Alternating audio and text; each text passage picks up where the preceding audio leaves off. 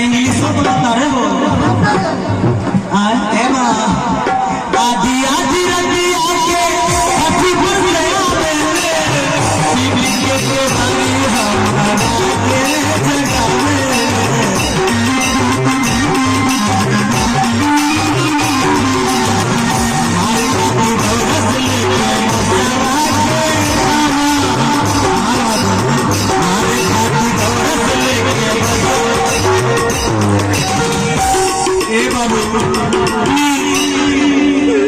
हमारा के जगावे हमारे खाती दौड़ लेके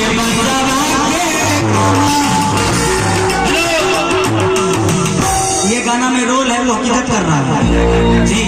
आप लोग को लग रहा है लड़ाई कर रहा नहीं, ये गाना में रोल है। हमारे खाती दौड़ लेके